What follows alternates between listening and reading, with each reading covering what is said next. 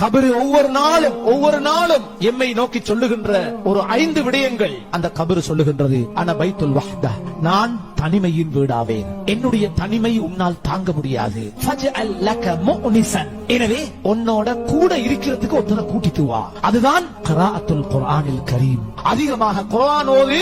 என்னுடைய தனிமைக்கு அந்த குர்ஆன் உனக்கு துணையாக இருக்கும். அது சொல்லும், நீ பயப்படாதே, நீ தனியே இல்ல, குர்ஆன் நான் உன்னோடு இருக்கிறேன் என்று அந்த குர்ஆன் உனக்கு கபரிலே சொல்லும். அதே கபரு இன்னொரு தகவலை சொல்லுகின்றது. அன பைத்துல் துல்மா ஃபனவ்விர்னி பிஸ்ஸலாத்தில் லைல், என்னுடைய கபரு, என்னுடைய வீடு அது இருள் நிறைந்த வீடு. அந்த இருள் உன்னால் தாங்க முடியாது. அதற்கு நீ லைட் கொண்டு வரணும், லைட் செட் கொண்டு வரணும். அது என்ன? அதுதான் சுபஹுக்கு முன்னால தஹஜ்ஜுதுல இருட்டுல எழும்பி நீ தொழுகின்ற தஹஜ்ஜுடைய தொழுகை இருள் நிறைந்த கபருக்கு அது பல்பாக மாறி உனக்கு பிரகாசம் தரும் என்று அந்த கபரே சொல்லுது. வேறொன்றையும் கொண்டு போய்த்து வெளிச்சம் எடுக்க இயலாது. மேலும் சொல்லுகின்றதான பைத்து துராப், நான் மண் வீடு. ஃபஹ்மினில் ஃபிராஷ், எனவே அந்த மண்ணுக்கு மேல உன்னால் படுக்க முடியாது, தூங்க முடியாது. நீ விரிப்பை கொண்டு வா. அந்த விரிப்பு என்ன தெரியுமா? அல் அமலு சாலிஹ், நல்ல அமல்களை உலகத்துல செய்துக்கோ.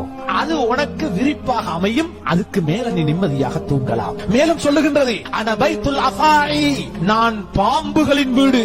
பாம்புகளின் வீடு, உன்னை அடக்கியதோடு பாம்புகள் எனக்குள்ளே வர தொடங்கிவிடும். எனவே நீ அந்த பாம்புகளை விரட்டுகின்ற ஆயுதத்தை கொண்டு வா. அந்த ஆயுதம் தான் நீ அதிகமாக அல்லாஹ்வுடைய பெயரை சொல்லுவது, அவனை திக்ர் செய்வது. அல்லாஹ்வை அதிகமாக நினைவு கூறுங்கள்.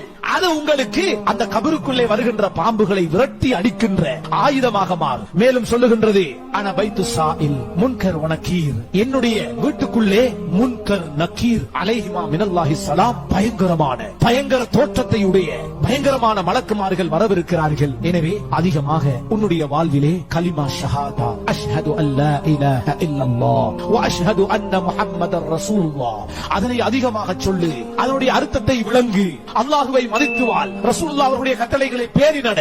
இது அவர்களுடைய அந்த கேள்விகளுக்கு பதிலாக அமையும். என்னுடைய இடம் இருக்கிறதே அபுக்க சாலிஹீன், நல்லவர்கள் கூட கபரில் வந்து அழுகிறார்கள். முன்னோர்கள், நல்லோர்கள், சலஃபு சாலிஹீன்கள், சஹாபாக்கள் கபரை கண்டு அழுதார்கள். கபரின் காட்சி நல்லவர்களை அளவைத்தது, உலமாக்களை அளவைத்தது. கண்ணியத்துக்குரியவர்களே, ஹஜ்ரத் உஸ்மான் ரலியல்லாஹு அன்ஹு அவர்கள் மன்னரையை கண்டால் அழுவார்கள். ரசூலுல்லாஹ்விடத்தில் இருப்பீர்கள், நரகத்தை சொல்லுவார்கள், அழமாட்டீர்கள். சுவர்க்கத்தை சொல்லுவார்கள், அழமாட்டீர்கள்.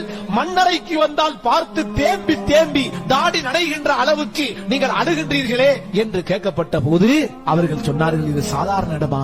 அவ்வளவு மனாசிலில் ஆகிரா, கபருதான் ஆகிரத்துல நாங்க சந்திக்கவிருக்கின்ற பல ஸ்டெப்ஸ். முதலாவது ஸ்டெப்ஸ் கபர். இங்க தப்பினா எல்லா இடத்திலையும் தப்போம், கபூர்ல மாட்டினா எல்லா இடத்திலையும் மாட்டி நரகம் போய். எனவேதான் ஒவ்வொரு மனிதனும் கபருடைய வாழ்விலே தன்னை பாதுகாத்துக் கொள்ள வேண்டும்.